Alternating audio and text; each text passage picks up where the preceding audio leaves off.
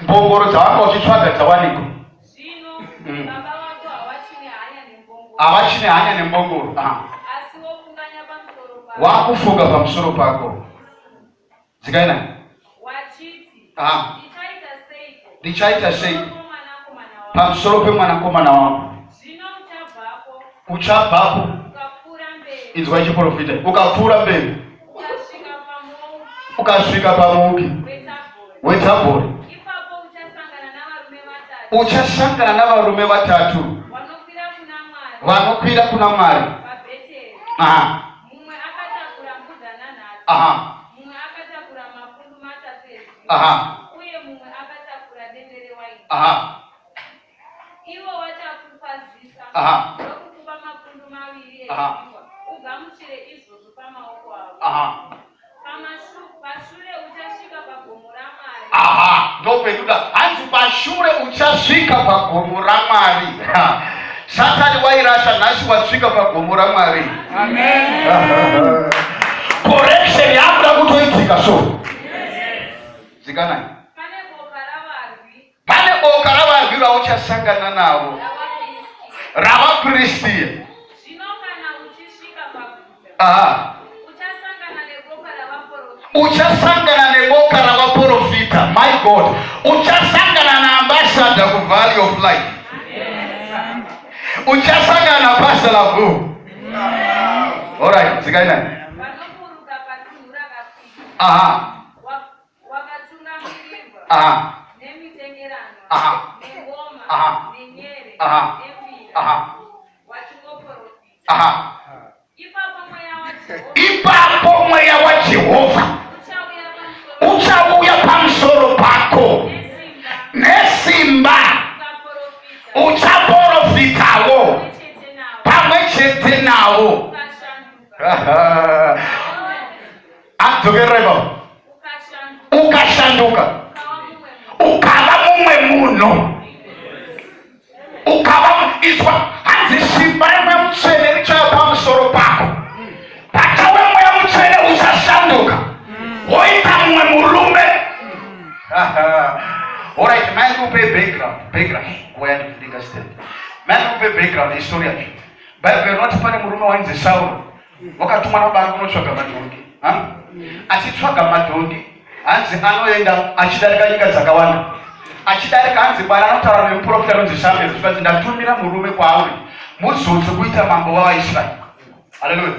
Bible not hanzi achishaya. Iye ari ndiri kutsvaga madhongi, ndiri kumashaya.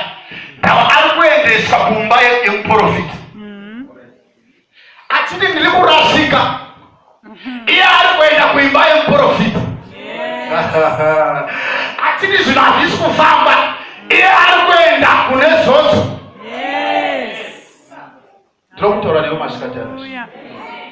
There is something that is going to happen today in your life. Amen. Nhasi kuda kuti mweya mutsvene abate zvaasati amboita before. Pamusoro peupenyu hwako. Kuda kuti mweya mutsvene aite take over your atmosphere. Kuda kuti mweya mutsvene akugare zvokuti uchidwe kuita umwe munhu. Paunodzoka kumba kwako ngavakutadze kukuziva kuti ndiye hero. Paunodzoka kubasa ngavatadze kukuziva kuti ndiye hero. Kana uri kudzoka wana simba yamweya mutsvene. Kana uri kudzoka wasimudzirwa. Kana uri kudzoka waendeswa mberi. Another man. Alright. Bible shoko raMwari rinoti achinzwaro Saulo anosangana namuprofita Samuel. Vasangana hanzi anomutsvanga ziwe. Nyaya yauri kudirwa naMwari haisi nyaya yembongoro dzorutsvakaji. Chiri kudiwa naIsraeri hachiwanikwi mauri here. I've come to tell somebody today. Inzwa zvaurifunga kuti uri kuda hanzi uri kuda. Nhasi mweya mutsvene anoda kupa imwe anointing of leadership in your life. Kuda kuti mumwe munhu azodzwe masikati anasi. Namweya mutsvene kuti pese paanoenda atungamiri. Pese paanoenda ave wekutanga. By the anointing of the Spirit of God.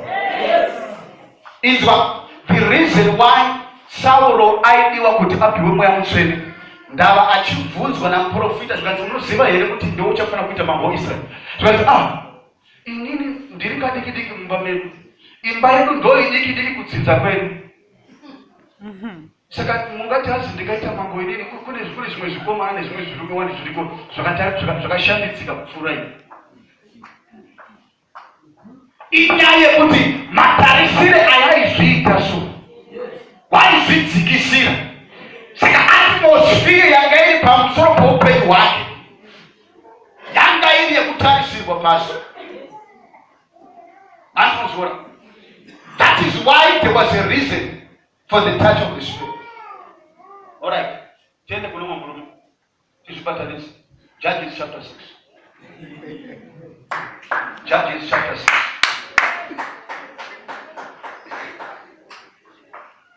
Talk to our first trade. I need to give a little reform, guys. Judges chapter 6. Do it again. Verse 1.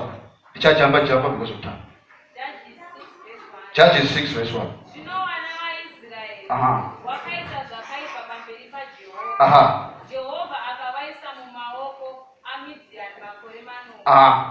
Midian akakunda Israel. Israel wakazviitira pokuwanda pamakomo. Vana vaIsraeri vakazvitsvagira pekuwanda mumapako nemumakomo. Verse 6. VaIsraeri vanzi vana vaMwari vakava varombo kwazvo nekuda kwaMidhiani. Zvino vana vaIsraeri vakachema kuna Jehovha.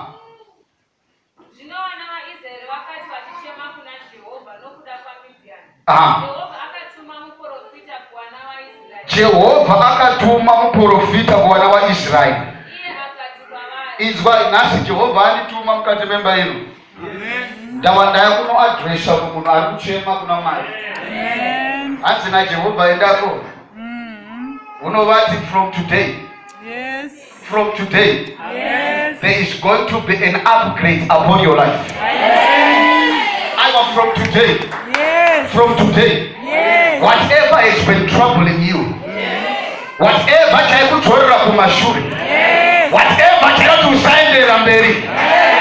Ndauya neshoko raJehovha. Ndauya nekutaura kuenderenga masikati anasi. From today you shall go far. Yes. I receive. All right, verse 10. Verse 10. Tikati kwamuri, ndini Jehovha Mwari wenyu. Hamufaniri kutya vamwari vavaAmori. Vamugere munyika yavo. Asi hamuna kuteerera inzwi rangu. Zvino mutumwa waJehovha wakasvika akagara pasi pomuongi wakanga uri paOfra waiva waJoashi muAbhezeri. Mwanakomana wake akanga achipura zviyo pachisviniro chewaini kuti azviwanze nekuda kwamaMidhiani. Inzwa, hanzi munhu wanga ari kuita basa but nekuda kweopposition, nekuda kwevavavengi vaitambudza vaita zvinhu zvekuwanza kurava upenyu hwekutya kuti manext door akazozviitwa ndinoroyiwa. Ndikaenda kumusha ndine kagrosari ndinoroyiwa.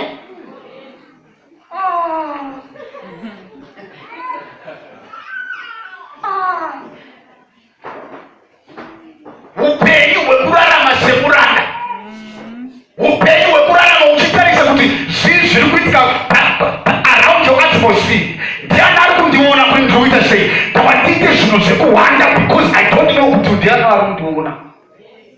Mwana weMwari harari mupenyu hwakadaro. Waratidzika nani? Ipapo mutumwa waJehovha akazviratidza kwaari. Zvikanzi pakatumirwa ngerozi yaJehovha. Akati kwaari. Jehovha anewe. Iwe murume ane simba reumhare. Izwa, hanzi une simba reumhare but uri kutya.